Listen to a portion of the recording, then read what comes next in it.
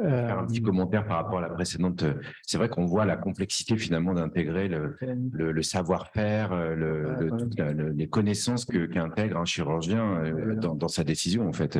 Et l'intelligence artificielle, il me semble qu'elle va avoir des applications assez rapides qu'elle a déjà en anapath, en analyse radiologique ou sur des choses assez plus simples finalement à intégrer. Donc c'est assez intéressant, je trouve. Merci.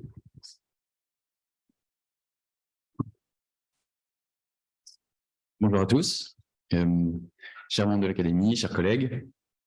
Je suis venu pour vous présenter lamboclick.fr, qui est un site internet que j'ai créé pour aider le chirurgien à choisir la technique de reconstruction dans la discipline de la chirurgie cutanée de la face. C'est un travail que j'ai fait dans le cadre de ma thèse, que j'ai passé cette année en septembre, sous la direction du docteur Léa Fath, à Strasbourg.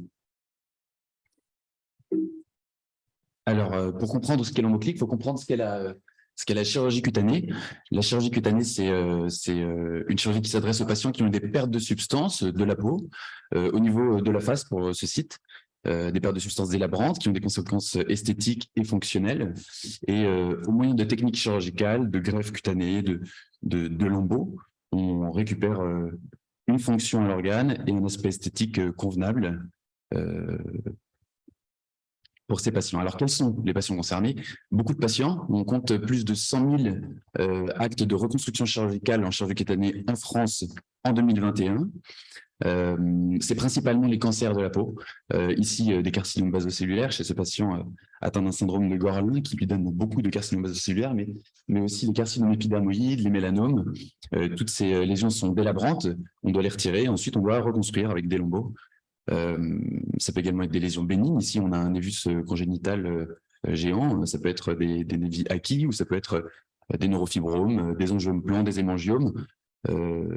Également sont concernés les patients atteints de traumatisme. Ici, on a une amputation partielle du pavillon. Ça peut être des brûlures, des cicatrices qu'on retire et qu'on reconstruit. Alors, quels spécialistes sont concernés? Beaucoup.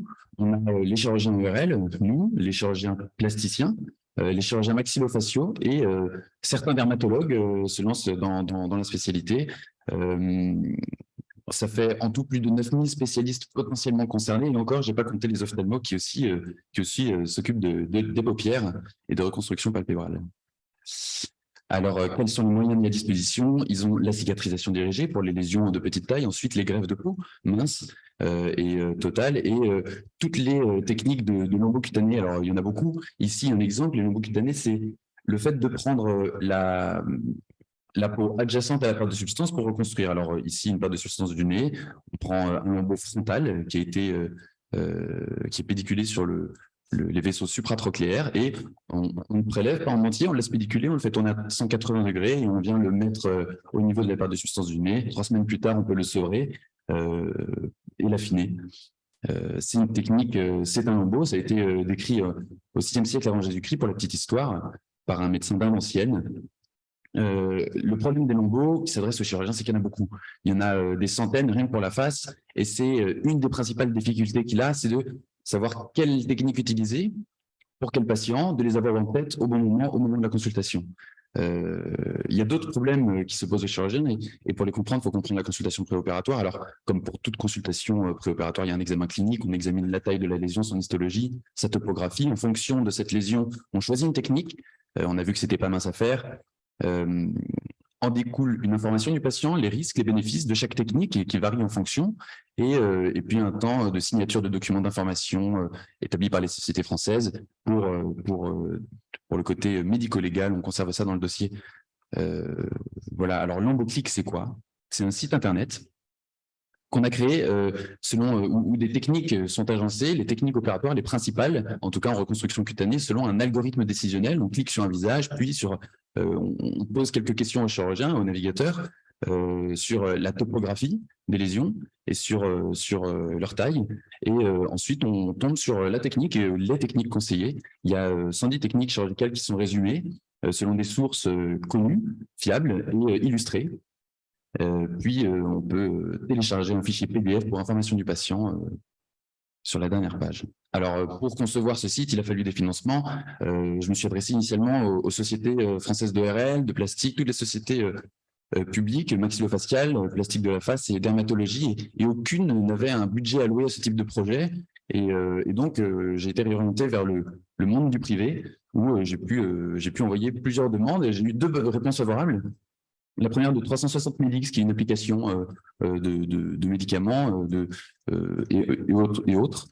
Et en fait, ils m'ont proposé d'inclure le projet dans leur application. Et puis, on avait avec La Roche-Posay, qui ont été favorables également, un budget supérieur et puis surtout un nom de domaine à nous pour un site indépendant. Donc, c'est naturellement qu'on a travaillé avec eux. Alors ensuite, il a fallu décrire toutes ces techniques, tous les lambeaux. Alors pour les décrire, il y a eu un travail de bibliographie, notamment sur les encyclopédies médico-chirurgicales qu'on ne présente plus, qui sont références dans tous les domaines de la chirurgie. Et quand c'était pas suffisant, éventuellement sur des articles scientifiques sur PubMed ou alors dans des ouvrages comme celui-ci de Jean-Pierre Bessède. Alors après bibliographie, il a fallu écrire un résumé pour chaque technique, pour chaque lambeau. Une fois qu'on avait ces techniques, il a fallu les organiser. Ici, un exemple, pour les pertes de substances du nez, on a créé des algorithmes. Alors ici, on clique sur le dos du nez, le dorsum, puis on a mis un cut-off à 1 cm, 1 à 2 cm, puis plus de 2 cm. Et ensuite, on arrive sur les techniques conseillées. On a fait ça pour toutes les parties du visage, de la face, et on a revu ça en réunion pluridisciplinaire avec toutes les spécialités, la chirurgie maxillofaciale, la plastique et l'ORL, pour que ce soit plus proche de la vraie vie, pour avoir leur avis. On a revu les algorithmes et on les a modifiés si nécessaire. Une fois qu'on avait les algorithmes, il a fallu illustrer les techniques. Je voulais absolument des dessins parce que je trouve ça plus pédagogique pour le chirurgien, mais aussi plus pédagogique et surtout pour le patient, puisque ce site est voué à être utilisé en cours de la consultation. L'ergonomie doit être parfaite pour pouvoir être utilisée rapidement et on peut montrer du coup les illustrations aux patients plutôt que de faire des schémas à main levée par exemple qui peuvent être parfois approximatifs. Ici on a un schéma, on comprend bien qu'avec des photos comme celle-ci, le patient risque de refuser la chirurgie, ce qui n'est pas lui rendre service. Alors pour ces illustrations, on avait 110 techniques chirurgicales à illustrer, un peu moins que ça finalement, puisque pour 17 d'entre elles, elles étaient plutôt simples et on n'avait pas besoin d'illustrations, donc ça faisait 93 techniques. Sur ces 93 techniques, j'ai demandé à Elsevier-Masson, dans un premier temps, qui dispose des encyclopédies médico-chirurgicales avec une source énorme de plein de dessins, d'illustrations super bien réalisés. Ils m'ont donné leur accord pour utiliser leur schéma, ce qui a fait 33 techniques illustrées, soit 85 dessins, il y a plusieurs dessins par technique, pour des schémas comme celui-ci. Pour les 60 techniques restantes, soit 181 dessins, j'ai dû apprendre à dessiner et c'est là que j'ai téléchargé Adobe Illustrator. Alors, j'ai pu décalquer un visage de face, y mettre les couleurs, y mettre des ondes primaires et secondaires pour avoir un aspect plus réaliste. J'ai fait ça pour un visage de face et pour le profil. Et puis, à partir de ces visages de face et profil, j'ai pu faire la quasi-totalité des lambeaux. Ici, l'exemple du lambeau frontal de tout à l'heure, où on dessine la perte de substance, j'ai dessiné les cartilages pour plus de réalisme. À chaque fois, il y avait le dessin préopératoire, éventuellement les légendes si nécessaire, et ça pour toutes les étapes de chaque lambeau manquant.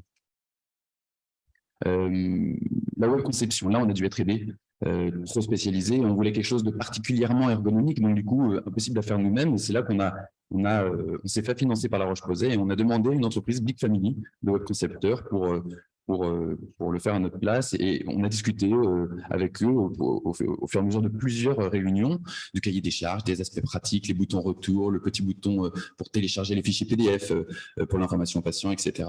Et puis, ils m'ont donné accès à une version back-office pour pouvoir continuer à modifier le contenu du site et pour pouvoir avoir un accès encore dessus. Autre sujet compliqué pour nous, c'était la protection juridique. Les chercheurs, on est très peu informés là-dessus et très peu formés. Il y a les SAT, qui sont les sociétés d'accélération du transfert de technologie que j'ai découvert par le bouche à oreille et qui m'ont beaucoup aidé. En Alsace, elle s'appelle la Connectus, mais il y en a 13 en France qui ont des noms différents. Et leur rôle, c'est typiquement ça, c'est d'aider le chercheur et de faire le lien entre le chercheur et l'entreprise, les entreprises, ici, Big Family qui ont créé le site et La Roche-Posay qui l'ont financé. Ils ont participé à établir des contrats pour faire signer tous les parties et puis pour protéger mon travail, protéger les illustrations, protéger les algorithmes. Les résultats de ça, alors quoi de mieux qu'un cas clinique pour présenter le site internet. Ici, on a un patient qui vient à la consultation, un carcinome basocellulaire de l'aile du nez. En période officielle, il va falloir donc prendre des marges de sécurité. On a une perte de substance relativement délabrante sur la quasi-totalité de la sous-unité de l'aile du nez. Alors,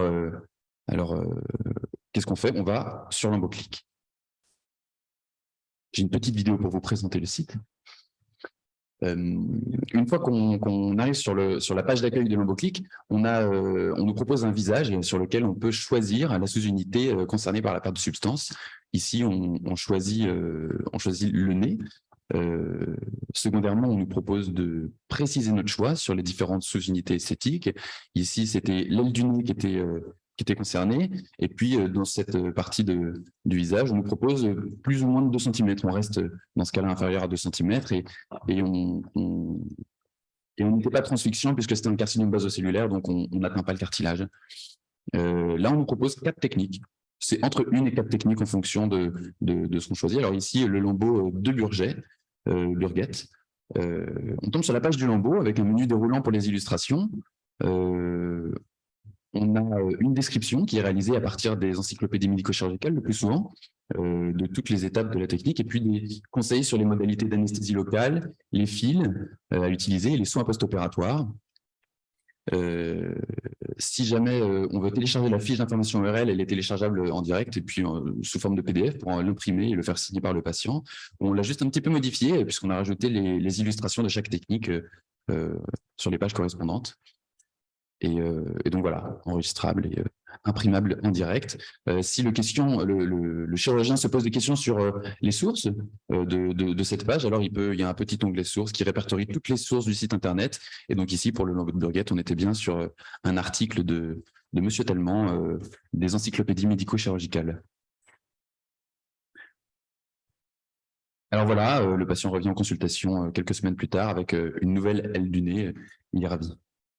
Alors, en discussion, les points forts du site Internet, c'est la gratuité, la liberté d'accès du site Internet pour tous les chirurgiens concernés. Il suffit d'une connexion Internet et d'un ordinateur en consultation. C'est l'ergonomie, c'est utilisable rapidement.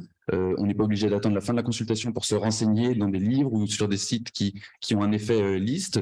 Ici, c'est utilisable directement puisqu'on est directement orienté par l'algorithme du site. On a une conception web qui était professionnelle, ce qui rajoute une qualité à cette ergonomie et des sources reconnues, puisqu'à chaque fois, elles sont citées et bien connues du milieu de la chirurgie cutanée. En limite, on a principalement la non-exhaustivité des techniques présentées. On n'a pas toutes les techniques sur ce site. On voulait absolument une ergonomie, on voulait éviter à tout prix cet effet liste, et donc on a choisi, donc c'est un parti pris, on a choisi certaines techniques qui nous paraissaient les plus simples à réaliser et les plus communes. Et c'est ça qu'on a fait en comité pluridisciplinaire.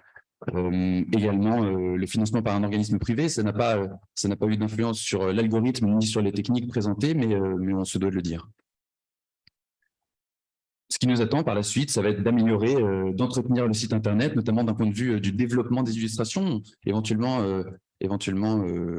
avoir des illustrations professionnelles ou alors développer les illustrations qui ne sont pas à nous, celles de Elsevier Masson, compléter l'algorithme avec de nouvelles techniques, des suggestions des utilisateurs, diversifier le contenu avec éventuellement rajouter les conseils sur les marges d'exérèse en fonction des anatomopathologies, les bilans d'extension à réaliser, pareil, à intégrer dans l'algorithme éventuellement, les détails sur les blocs anesthésiques à faire en chirurgie lorsqu'on le fait en sous-anesthésie locale. Également l'évaluation pratique de l'emboclique par les chirurgiens. Ça, c'est déjà commencé, ça va être l'objet de mon travail de mémoire, c'est sous forme de questionnaire adressé aux chirurgiens concernés. Et alors, je vous ai mis en avant-première un petit résultat qui me plaît bien puisque c'est favorable. Ça a l'air, c'est de bons présages en tout cas pour le site. C'est 50 praticiens ont répondu. C'est des internes, des chefs de clinique, des PH et puis des chirurgiens du libéral. Et parmi eux, 94% ont répondu qu'ils pensaient l'utiliser dans leur pratique courante, ce qui est plutôt de bon présage pour nous. Voilà, c'était des petites statistiques qu'on avait dans cette étude, mais il y en a d'autres. J'ai pas le temps de vous les présenter aujourd'hui. Ce qui nous attend également, c'est de communiquer pour faire connaître le site, pour que ce soit accessible au plus grand nombre, que les gens des spécialités concernées puissent l'utiliser. C'est aussi pour ça que je le présente aujourd'hui devant vous. Voilà. S'il me reste quelques secondes, j'aimerais remercier chaleureusement le docteur Léa Fatt, qui est ma chef de clinique, qui est qui était ma directrice de thèse, qui m'a accompagné pendant tout ce travail, qui m'a beaucoup aidé et qui m'accompagne encore, puisqu'elle est en visio aujourd'hui. Également le professeur Philippe Schulz, le docteur Caroline Dissot, le docteur Lucien Nitu, qui étaient dans le comité pluridisciplinaire pour établir les algorithmes, toutes les entreprises qui ont permis de faire le site internet, et puis mes co-internes du service d'ORL de Strasbourg qui m'ont gentiment repris ma garde aujourd'hui pour que je puisse venir vous parler de mon travail. Merci beaucoup.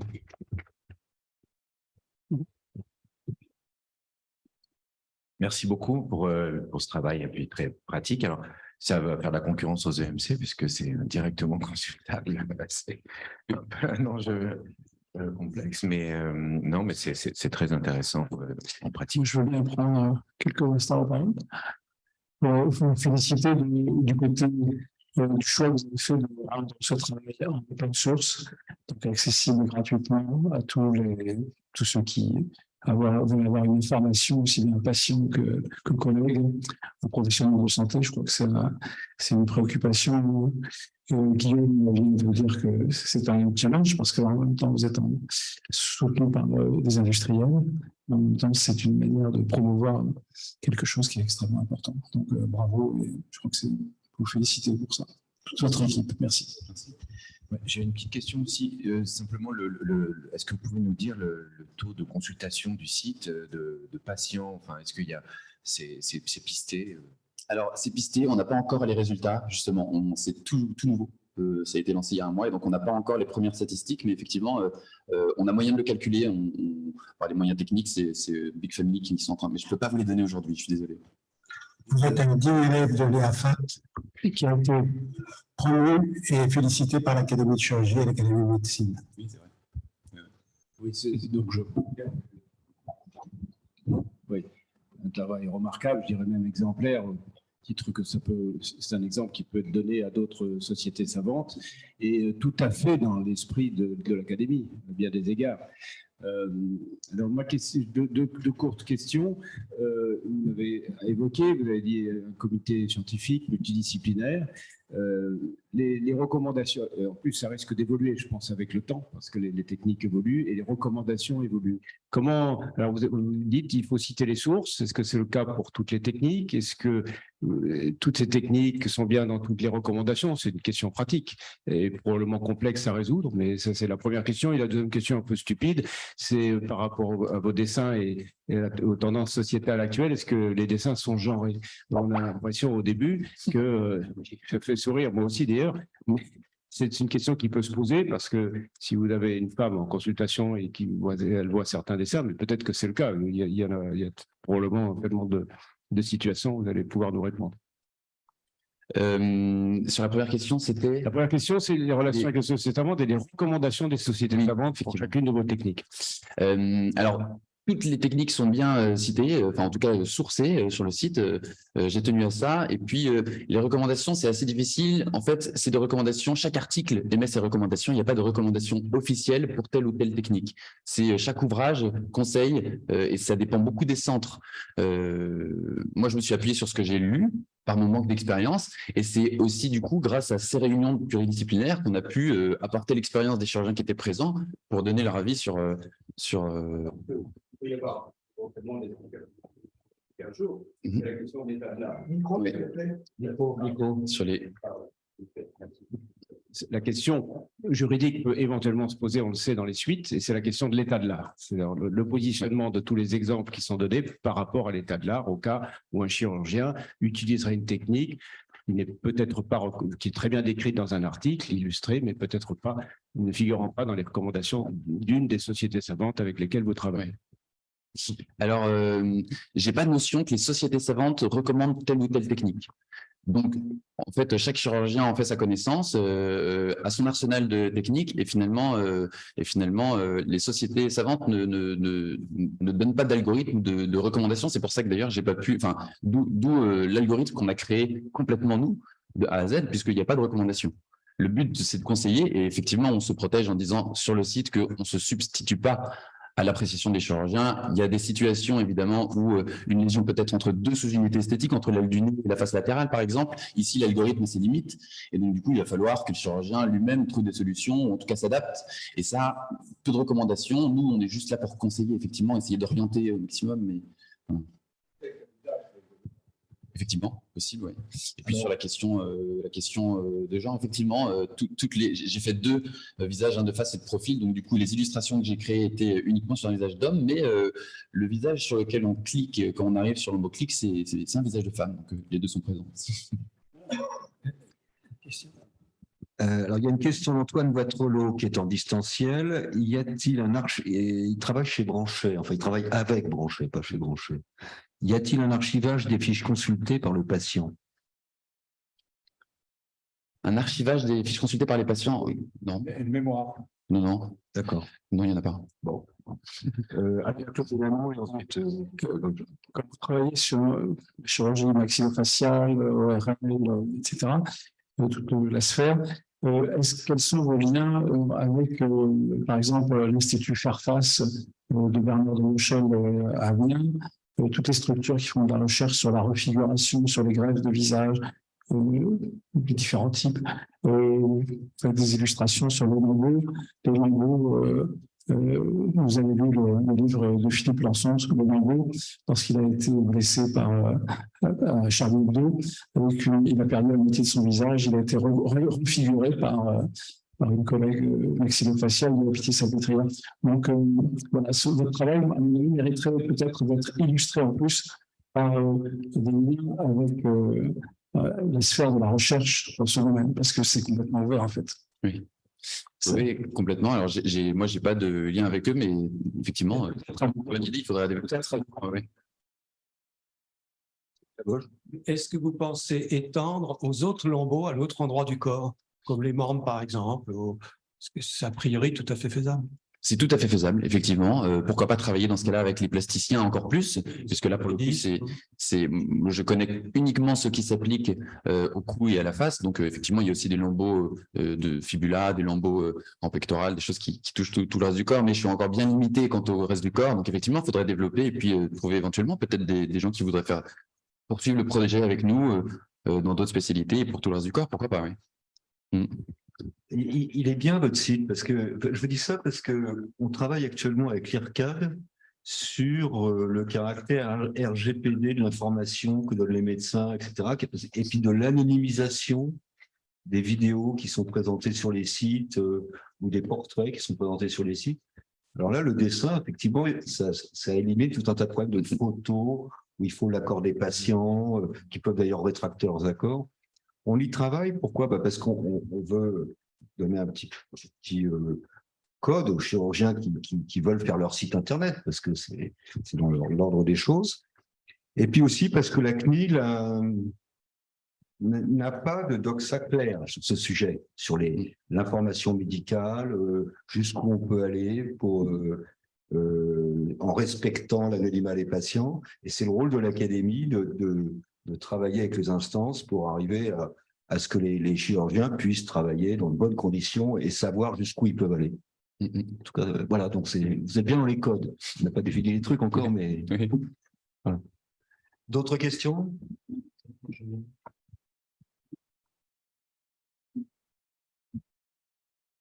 Alors moi, je t'engage à faire une étude prospective de qualité de vie et de satisfaction des patients. Très facile à faire et tu vas tout de suite gagner des points, je pense, avec. Sur leur utilisation à eux du site ou sur avec et sans utilisation par le chirurgien? En fait, dans les sociétés savantes, il n'y a pas de recommandation pour dispenser l'information en plus qu'une information orale. Tu peux distribuer oral plus papier et voir si le fait d'implémenter le site web, de présenter au patient, ça améliore son ressenti, sa qualité de vie, son état de stress, etc. Oui, complètement. Oui, c'est vrai. On fait un questionnaire auprès des praticiens, mais c'est vrai qu'on pourrait aussi l'étendre auprès des patients. Bien. Eh bien, merci beaucoup. Merci à vous. Merci beaucoup.